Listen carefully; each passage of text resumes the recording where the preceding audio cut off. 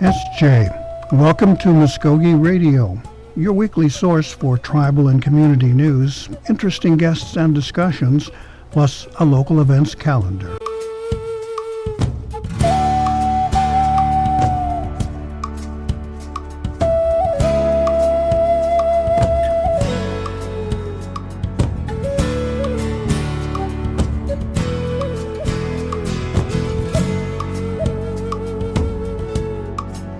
SJ Stone Go, Gary Fife, Joe Jifkados, Mvskoke Radio, Mabo Hedjitawedskis.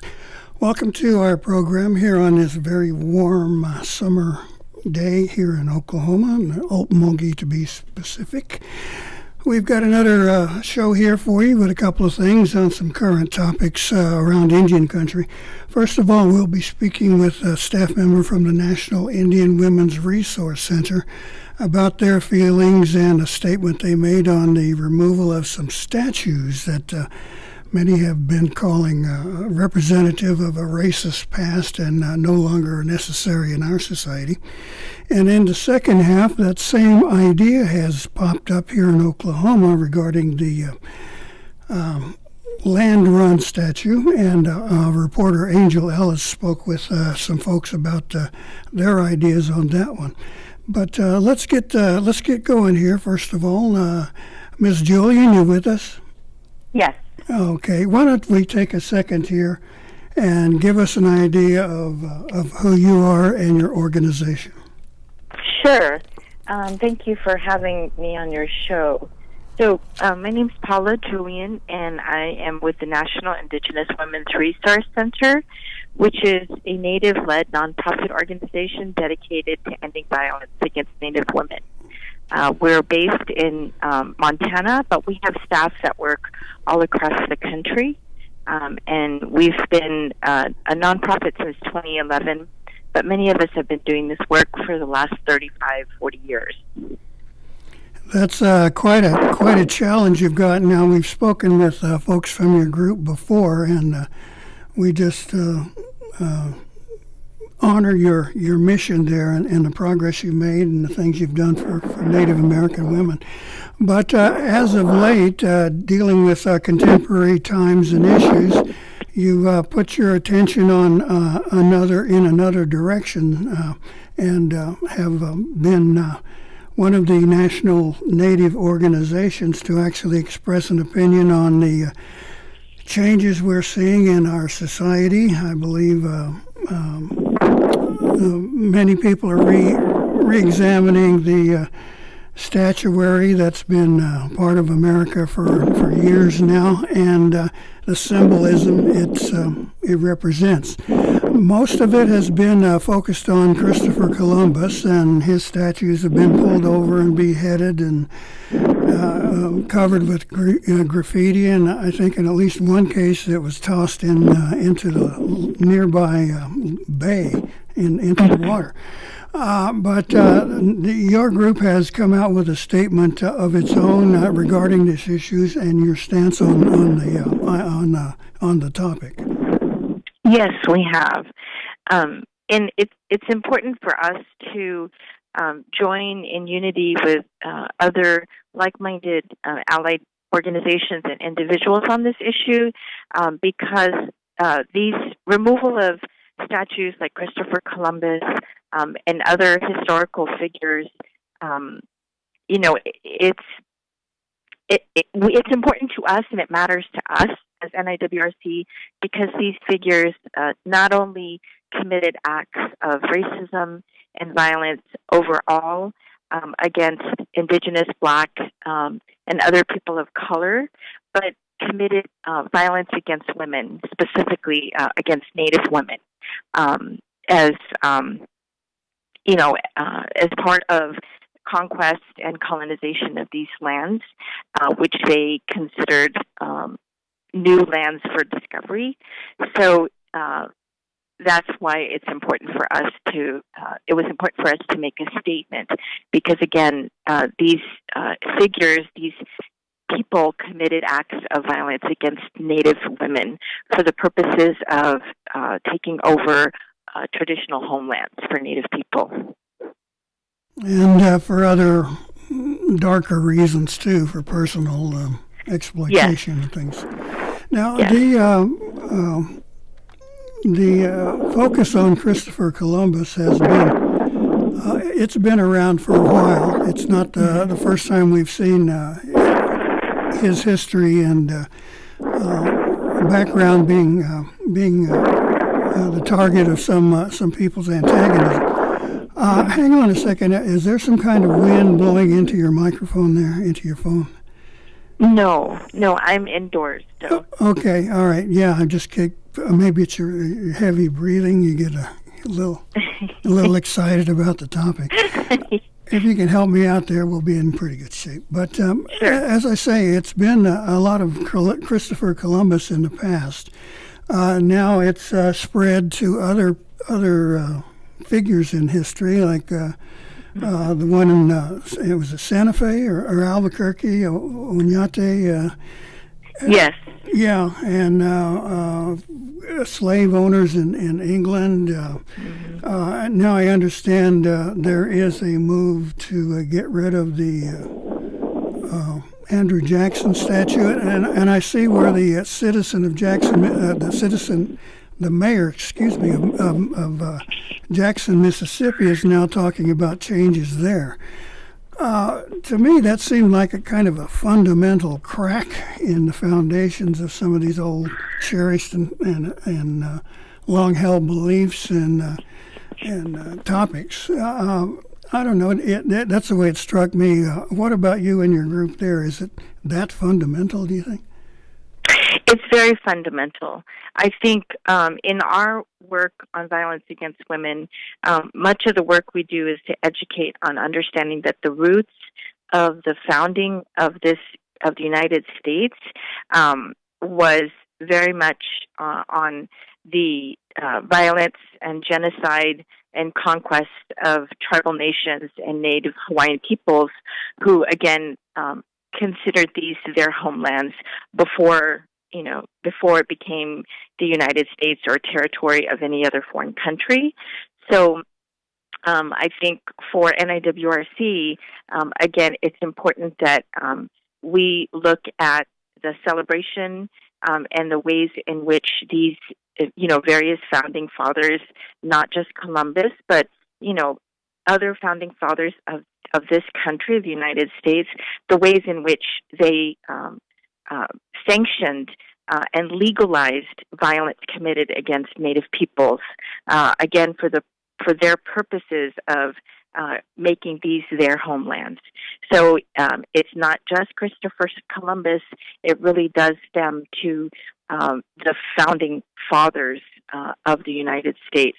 So if you look at that list, it's quite an extensive list, and Andrew Jackson, of course, is one of the figures that Native peoples understand very clearly his acts of violence committed against Native peoples of these lands.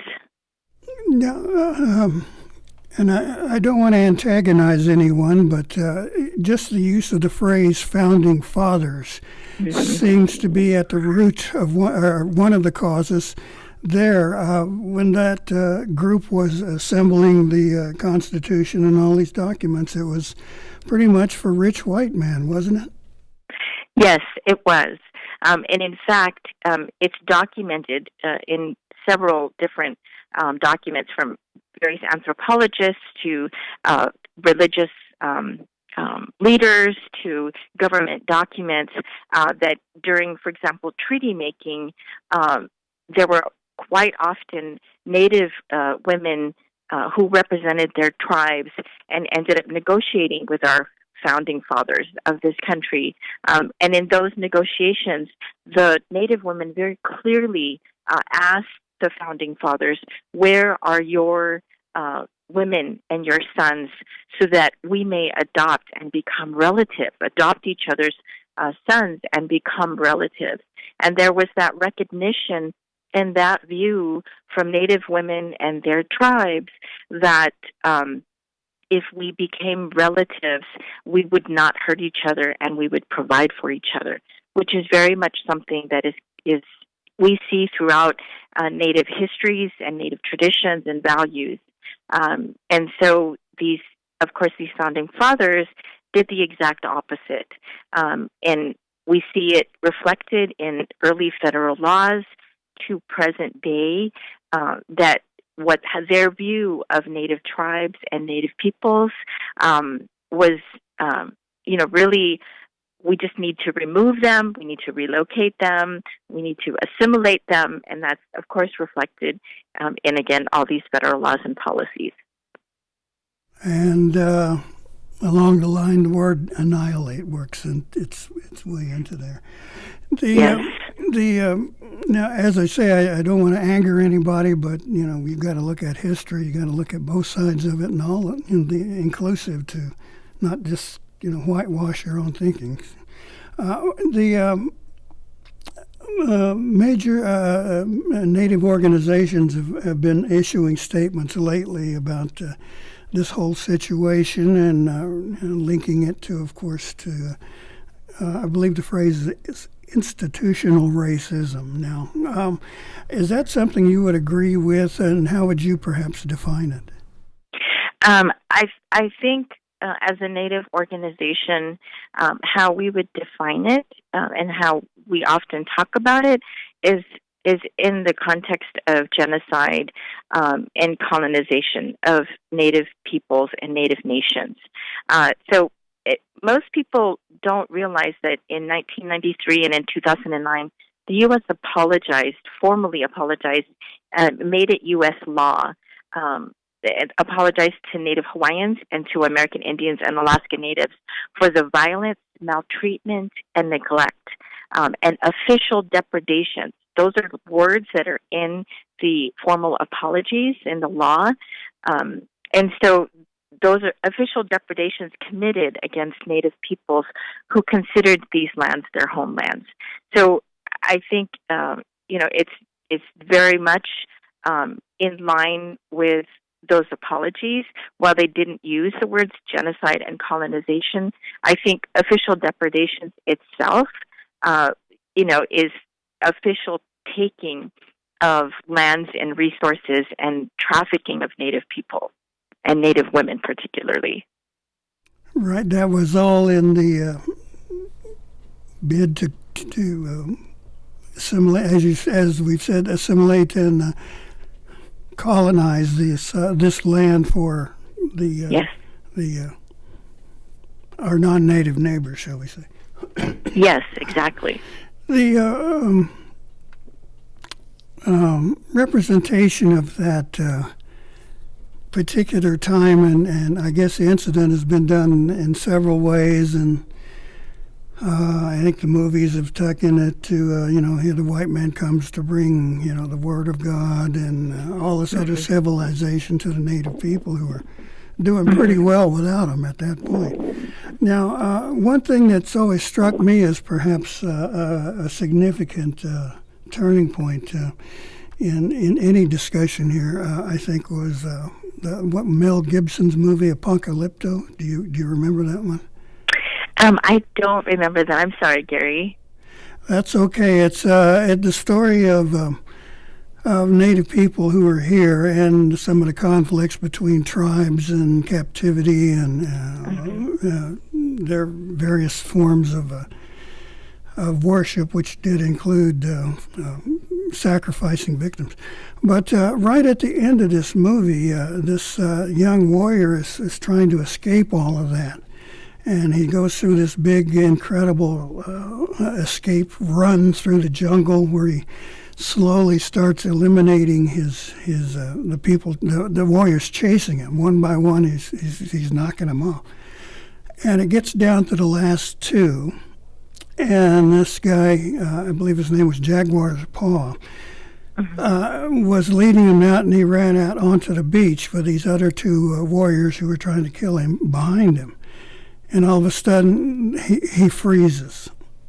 And the other two guys run up thinking, oh, an easy kill now, but then they look out over the water, and they freeze also. And the next scene you see are three Spanish galleons out on that water with the rowboats and soldiers and priests coming to the shoreline. And just when you think, things couldn't get any worse for this poor guy, all of a sudden here comes the Spanish, let's call it invasion. And you think, oh my gosh, it's all over now. So that was I think a kind of a daring move on the part of filmmakers to include a scene like that. Now, having made a short story long, there would something like that kind of fit into what we're discussing here with the historical monuments and things like that. Yes, it would. I think understanding that Native people and tribal nations have resisted and have expressed their concerns and around how non-Native invaders have treated them and have committed these acts of violence and spoken mistruths. All for the purpose of, as we said earlier, making these their homelands. And that was all, the Spanish coming and other foreigners coming was all sanctioned by their governments, by their churches, and by their businesses and corporations. Their financial interests. And we can see that from the East Coast to the Southwest to Alaska and all the way to Hawaii. We can see that happening. And we can see it, as you said, coming from different foreign countries' interests in these lands. So I think that resistance and Native people's resilience and what we're seeing today in the groundswell of organizing against, these statues and what they stand for is just the ongoing, never-ending resistance of Native peoples and other peoples of color. And what's happening is I think the media is now just paying more attention, particularly because it is happening across the nation. It's not just in one part of the country. People are realizing that we have to stand together and we have to be united in what it is we're calling for, which is a re-examination of those interests that have resulted in these acts of violence, racism, and injustice. In recent times, we've seen news about these racist caricatures and mascots and other issues that have popped up. Now, it's not exactly statue toppling, but in a sense it is, I think. And we just got good news that the Dakota Access Pipeline has been stopped and ordered emptied. Now, has your organization taken a stand on issues like that? Yes, we have. In fact, several years back, we had a delegation of Native Women's Domestic Violence and Sexual Assault Coalitions that we helped to organize a delegation to go out to Standing Rock. And in fact, we have a wonderful picture of the women standing in solidarity against the pipeline at Standing Rock, and we used it for the cover of our Restoration magazine several years back. And so I think, again, as I said earlier, government, military, religious, and financial interests, such as extractive industries, have been key in colonizing and committing acts of genocide and violence against Native women. We saw that. We've seen that everywhere. We've had extractive industries, from Alaska to the Bakken region to Oklahoma. We have seen that when industries like that enter into a region of the country, we have increased rates of violence against Native women and Native peoples. Right. We've heard stories about what happens in some of these transitional camps that have been built in places like the Dakotas and things. Now, what about the other topic there, changing the names of these sports teams? Have you all weighed in on that one yet? I don't recall that we've issued a statement, but we've signed on in support of, for example, the National Congress of American Indians' campaign to change the name. And so we may be issuing a statement in the coming weeks on the issue, but it's the same issue of the celebration and reverence by using celebration and reverence of the takeover and violence and conquest and genocide committed against Native peoples by using what they called Native peoples as part of sports teams' names. So we stand again in support with other Native and other non-Native organizations to make sure that we respect Native peoples for what they provided in this country, how they took care and stewarded these lands way before it became the United States. Right. As Will Rogers said years ago, my family wasn't on the Mayflower, but they were there to meet the boat. Yeah. Right. Will there be any other actions by your group? Connecting with someone to perhaps demonstrate and your feelings in a march or some sort of other visible activity like that? I don't know that we have anything planned, but we will continue to support, especially during this time of COVID. We will just continue to support all of the organizing that's happening around the country against the ongoing reverence of these figures who, for too long, have been held up as heroes. So we will just continue to support in the ways that we can, in as safe a manner as we can, given COVID. Right. I hope everyone can remain safe and express their feelings. Let me switch topics again here for you. Now, your primary mission is support of missing and murdered and abused Native American women. There's been a lot more attention paid to that issue by the media and I believe by our legislative bodies. Is there anything there in Washington, D.C. happening on Capitol Hill that gives you a bright spot to look at, something you can hope for? Yes, most definitely.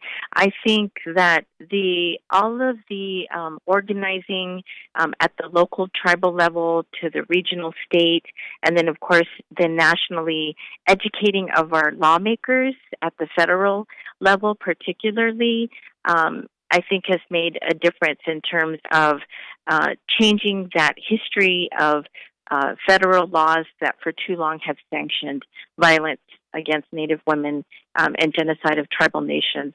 So we've done a lot of work over the last 20, 30 years to do that education on the Hill, to call for hearings in the Senate and the House to better understand what's going on around missing and murdered and violence against Native women.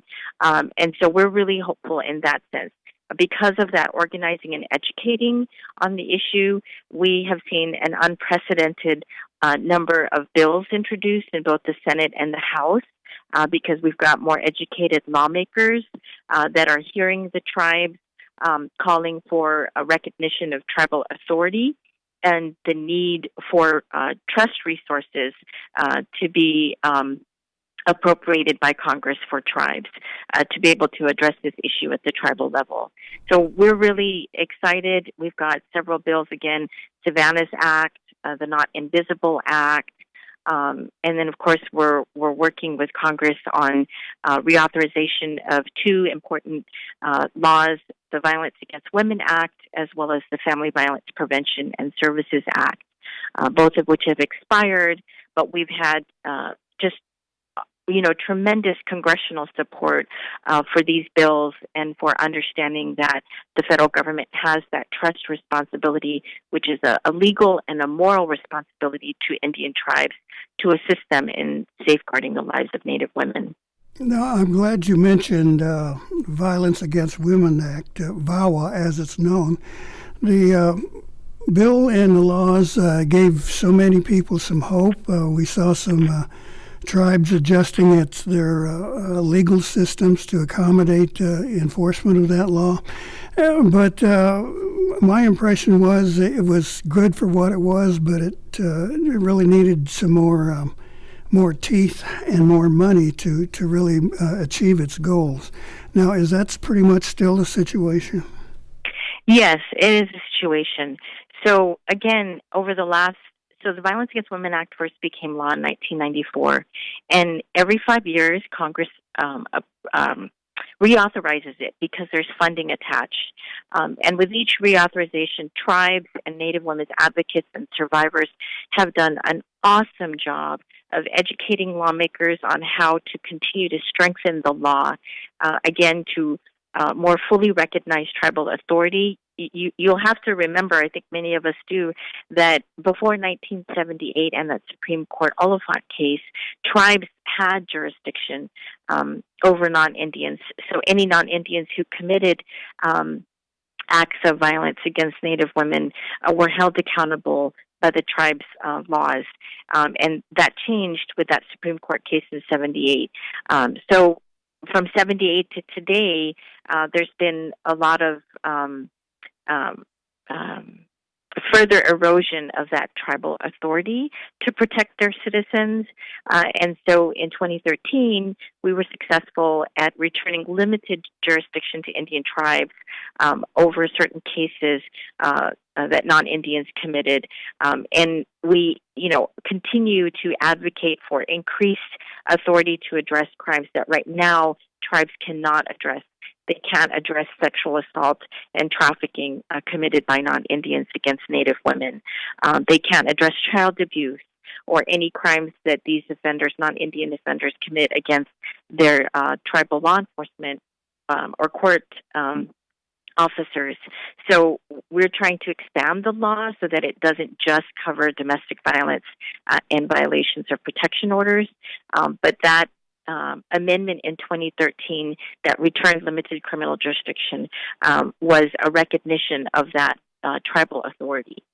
Oh, believe it or not, I was around working in the field of Indian journalism when the Oliphant case actually occurred. Yes. So it gives you an idea how old I am.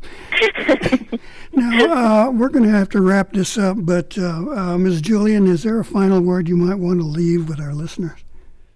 Yes. I would just ask that for more information, please feel free to go to our website, niwrc.org. We are also on Facebook, Instagram, and Twitter, and it is the power of our voters and our regular citizens, community members coming together and increasing our groundswell that this genocide and violence and colonization that Native peoples have experienced, since contact, has to change. We've seen tremendous change over the last 35 years on violence against Native women, and it is because of that organizing and Native people coming together. So we ask you to join NIWRC in our education and advocacy on violence against Native women, and just thank you so much for having us on the show, Gary. Well, it's my pleasure. We will keep an eye on this subject, and don't be too surprised if I give you another call again sometime in the future. Yes, thank you. All right, Paula Julian with the Indian Women's Resource Center, thank you so much. We're going to take a short pause here, and we'll be coming back with an interview by our reporter Angel Ellis with some women that had some thoughts on the land run statue here in Oklahoma. So please stay with us here on Mvskoke Radio. Hear that? That's the sound of hope being killed by meth. Methamphetamine use is causing huge problems in our community. Hear that? That's the sound of something you can do about it. Events like rodeo, res ball, and family time can help keep kids away from meth. Talk to your kids. Keep our culture alive. A message from the Partnership for a Drug-Free America and the National Congress of American Indians. Learn more at ncai.org. Who am I? Am I Indian? Just 'cause I'm a girl from the res, don't make things up about me. What if I move away? Then who am I? Some kids try meth just to escape, but then I think about my grandma, my little brother, my beadwork, my poetry, and I think, I like who I am, and I know meth is not for me. Check out ncai.org, a message from the Partnership for a Drug-Free America and the National Congress of American Indians. Welcome back to Mvskoke Radio here on The Brew. We have a piece of an interview done by my colleague Angel Ellis regarding another statue and possible removal, but that's here in Oklahoma. And the 1889 land run has always been kind of a touchy spot among many people. Those who say, well, whose land were they running over? And those who say, well, this is the beginning of civilization in Oklahoma. But even a state advertising campaign made that mistake. But things have changed. But feelings are still very strong about that particular piece of work. So let's share Angel's interview with Francis Danger and Kendra Clemens. So stay with us here.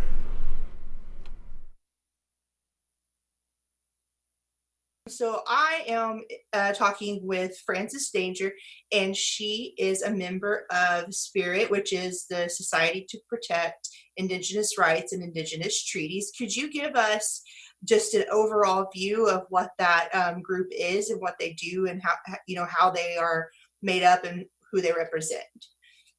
Well, I represent all Indigenous people.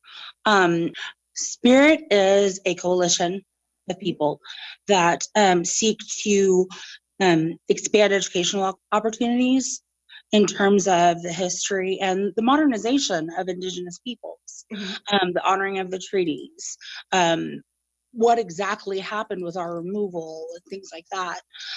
Basically rewriting history to be truthful. Mm-hmm. And how many members make up the group? I am fairly new. Brenda Golden is the one who really does run it, and she reached out to me because we are friends on Facebook, and I've been very outspoken about the statues, Confederate statues, and the statues of Columbus being removed. And I made an offhand comment that I was coming for the Land Run Monument next. And she reached out to me about this protest, about this peaceful protest, this sit-in, to really draw attention to the fact that we've been erased from the history of the Land Run. It was the westward expansion that resulted in our removal that brought us here, and that's part of that history. So Sure. Can you tell us a little bit about this demonstration, this peaceful gathering that's being planned, and just the basic, you can start with the basic, who, what, when, where's, and then we'll kind of dive in a little bit into more of that, the political side and the historical importance of it. Well, it's put on my spirit, and we have partnered with Black Lives Matter. We have had several people come on board. The ACLU is supportive of us, WAR, which is Whites Against Racism. Several other allies have come in to support us on this because it's such an important issue for us. Yeah, and the event that you're planning right now, I'm kind of looking over the social media page, so if anybody's wanting to kind of learn more about the group, Spirit Group, it says that on July 11th from, I believe, is it 10 to 5? Yes. And where are they meeting at? We will be meeting at the Centennial Monument. It is public land. We do have a permit that we applied for today. You will need to park in where Bass Pro Shops is, which is just a stone's throw from the memorial. Okay. And what's the plan like that? Like, what's the atmosphere plan to be like? What can you talk about? Are there going to be any speakers, music, drummers, things like that? We are encouraging people to bring their drums, show up and make noise, be heard. We are lining up speakers right now. We have reached out to several people and they've expressed interest. We're just trying to coordinate it all. This was supposed to be, what we thought to be a fairly small demonstration, and it has grown in a way that we're not used to as Indigenous people. We're used to not being heard and erased in silence, and so the response has been overwhelming, and it's amazing. It's really great to see. Good. Have you guys ran into any barriers as you're planning this event? I hear that you've gotten your permit today, so it seems like from the planning and implementation side that you guys are permitted and everything's running smooth. Any other kind of problems you're having? Any issues on social media? Anyone kind of from an opposite opinion or standpoint giving you any hard time or anything like that? There will be a counter protest, which we welcome. Everyone should have a voice. Everyone should have their right to be heard. We do want to let people know that this is completely a peaceful sit-in.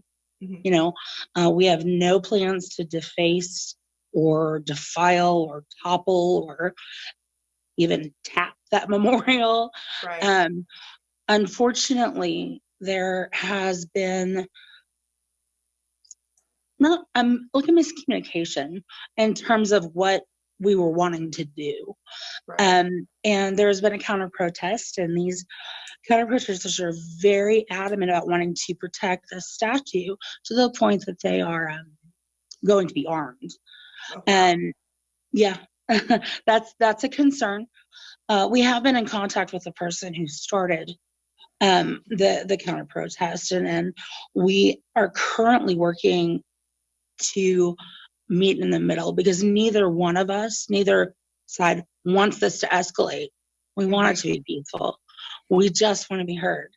To that end, we actually have a meeting with Mayor Holt next week after the protest. We're not going to hurt the memorial and then present ourselves to a government official. It's just not, it's not smart. And so we're hoping that we can reach,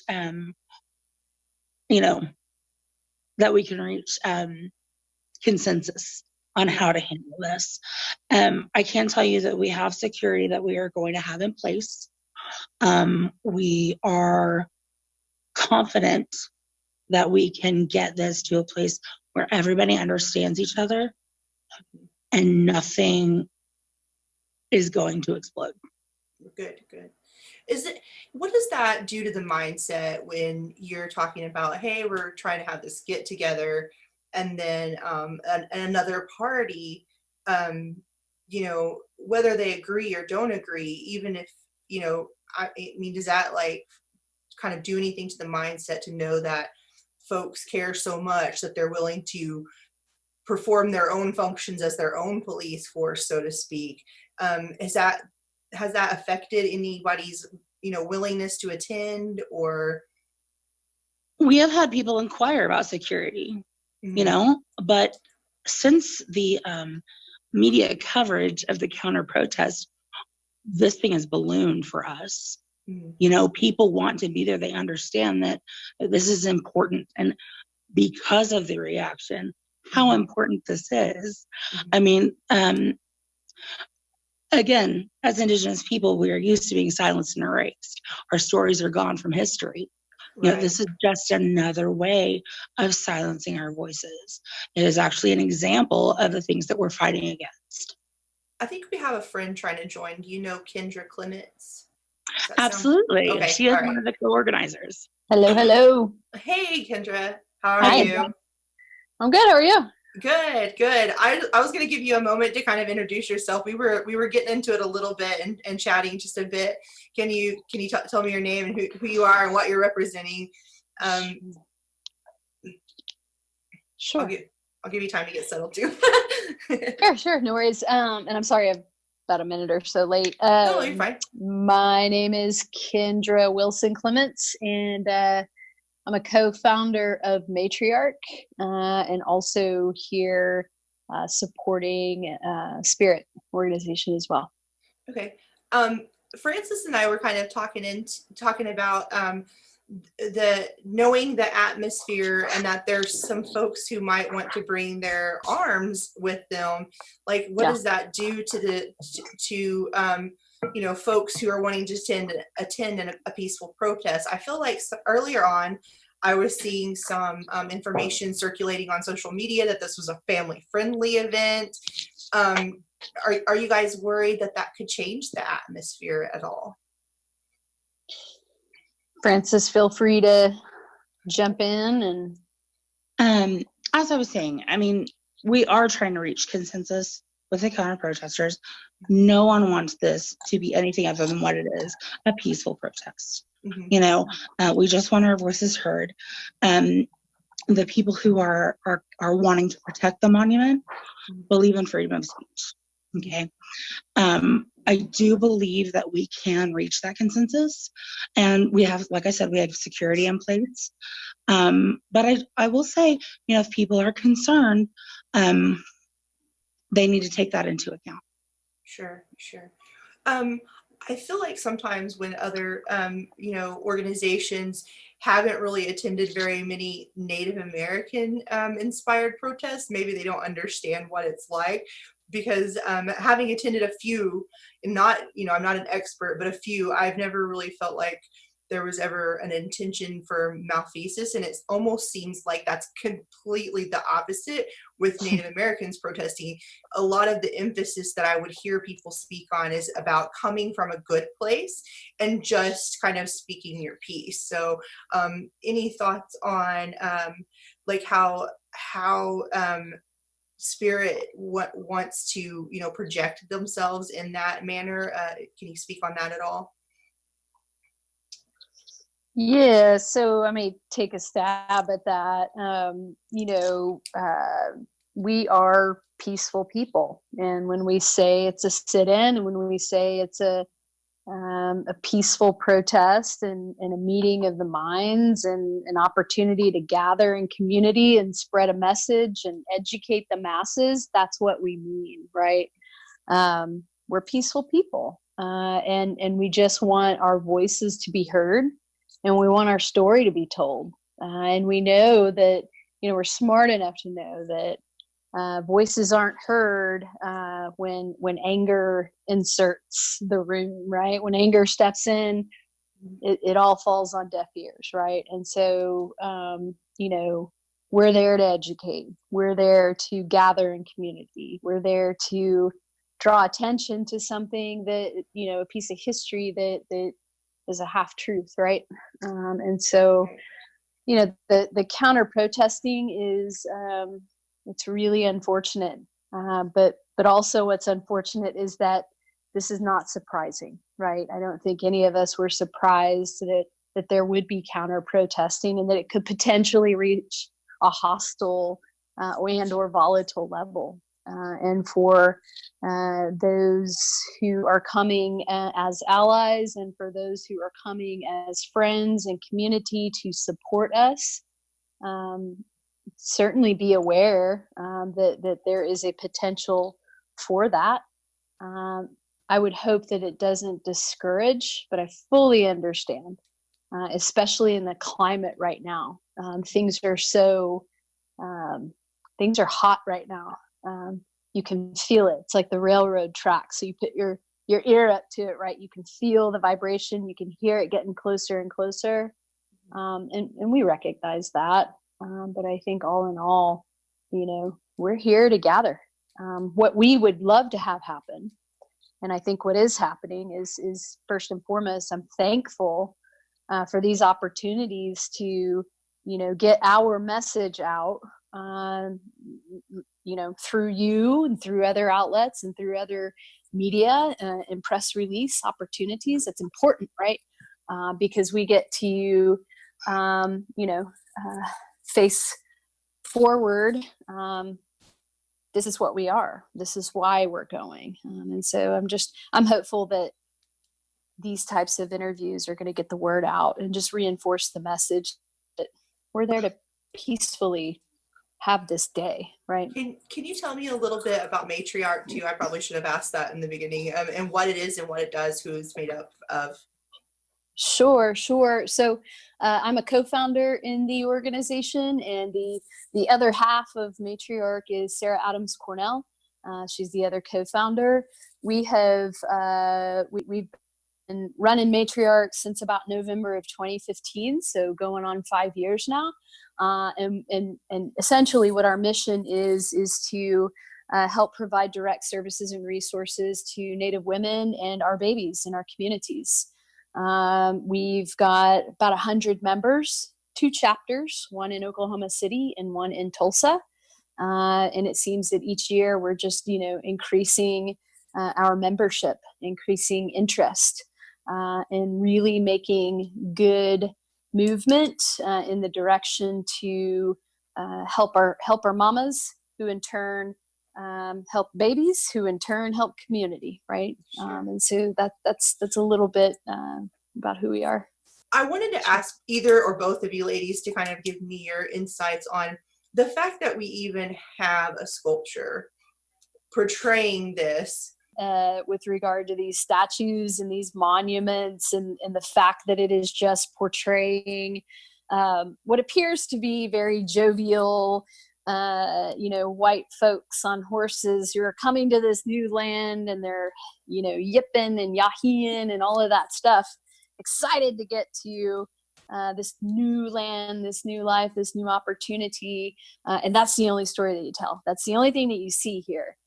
Which is intentional, right?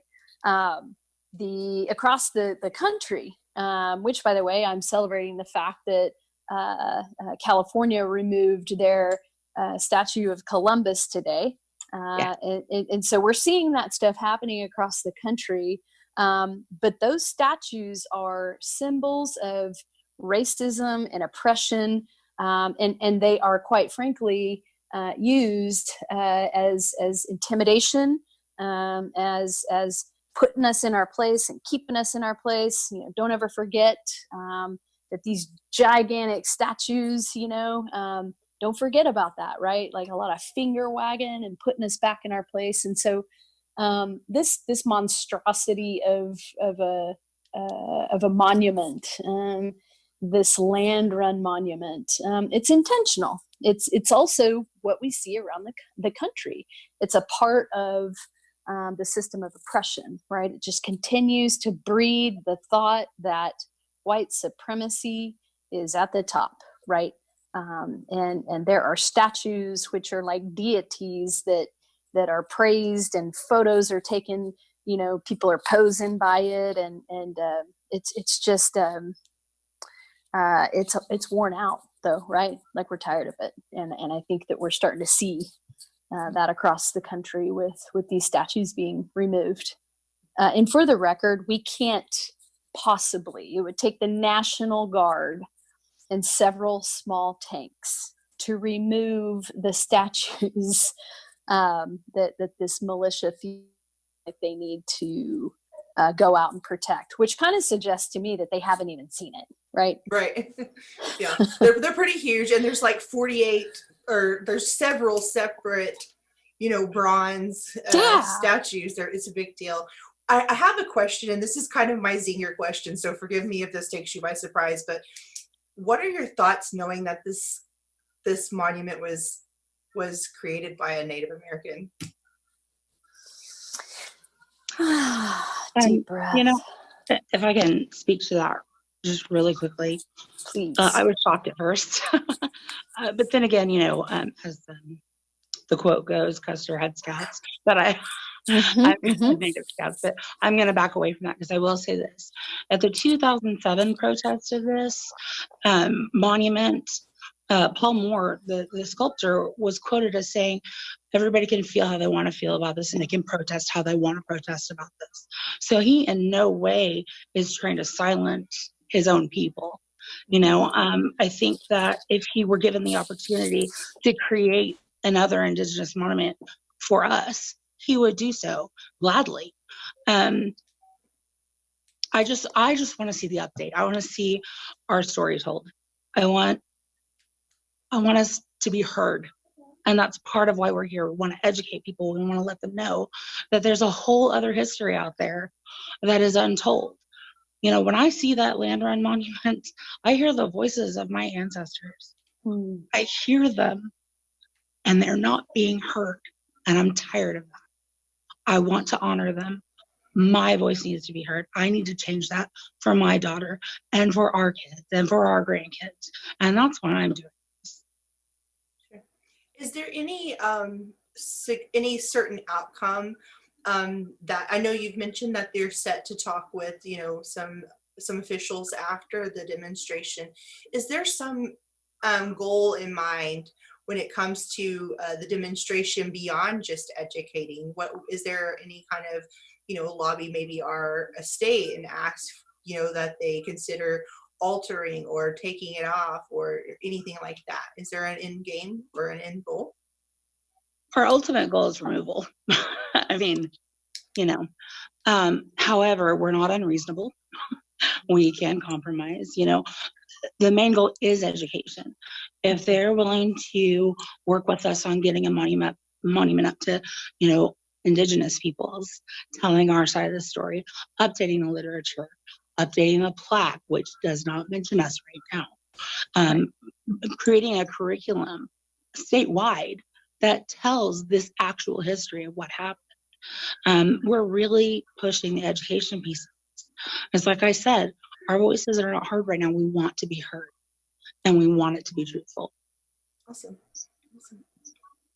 Anything I've left out that you ladies would like to add to the conversation so that we can make sure and include it? I'm going to try to round up our video crew and come, and I'm really excited to see it, and I'm so excuse me.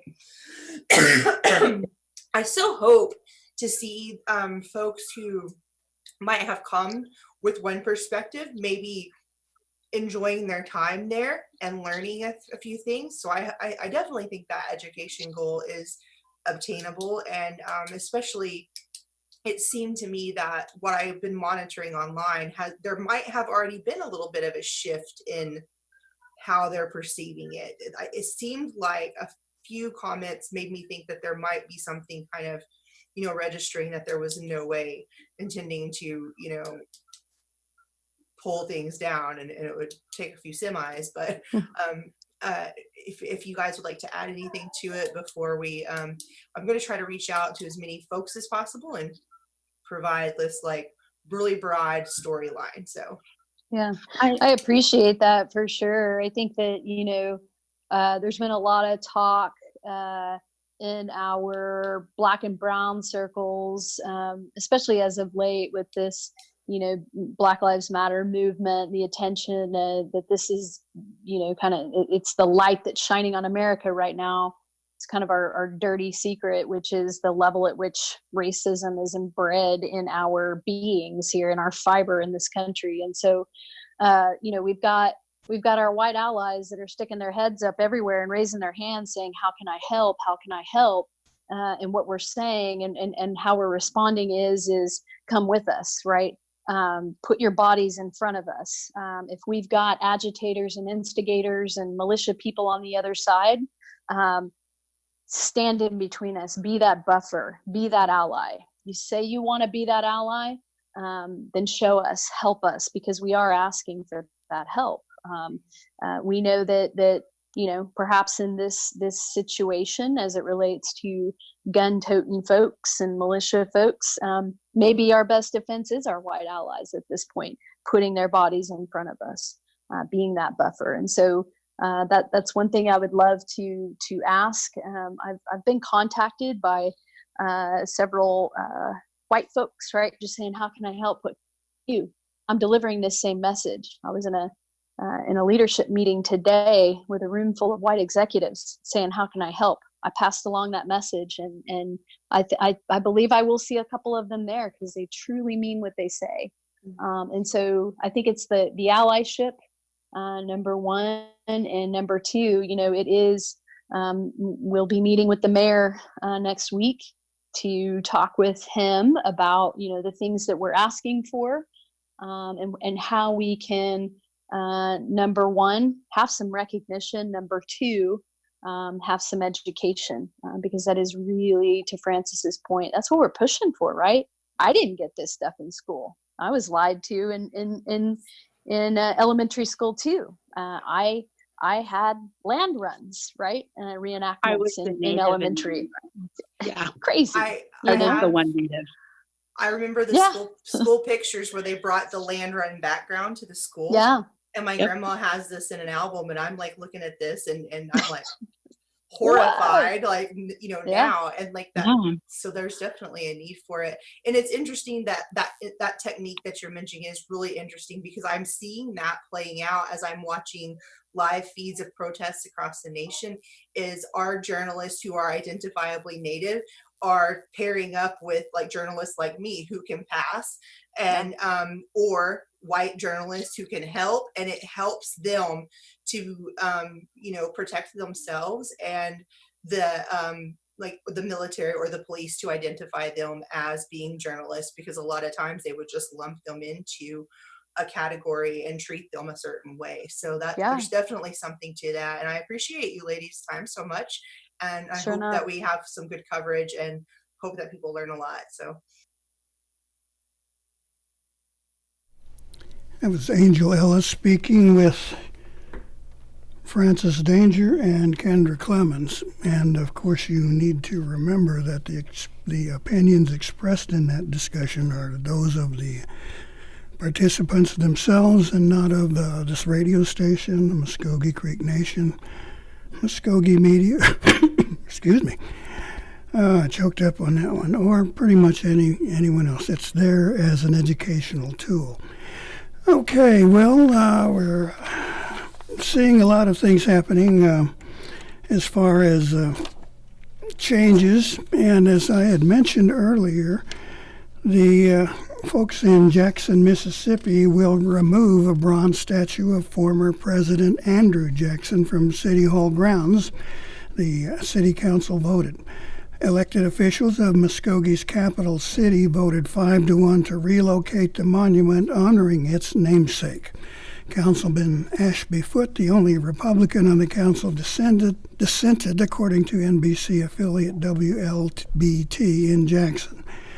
Its mayor, Chokwe Lumumba, a Democrat, said the vote will help divorce the name of the city from the legacy of a brutal owner of an enslaved people who was instrumental in initiating the Trail of Tears against indigenous people.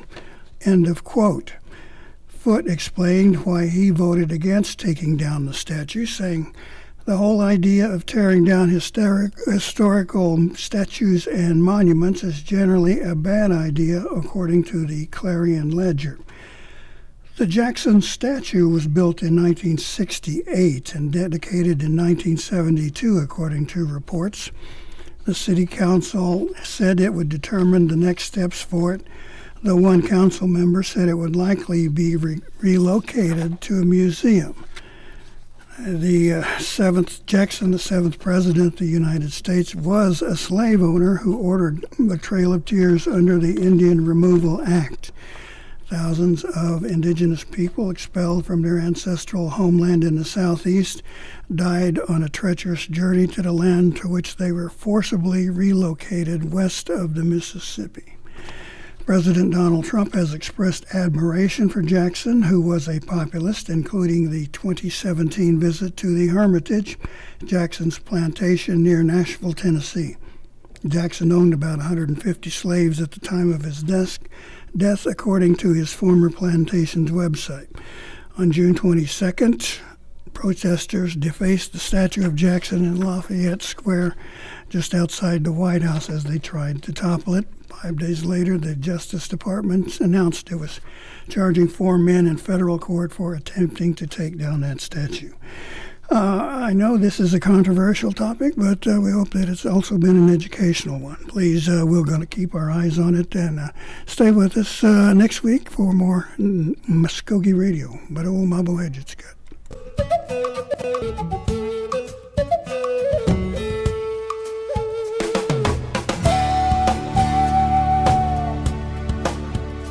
You've been listening to Mvskoke Radio. Join us again next week for more local, tribal, and community news and updates. But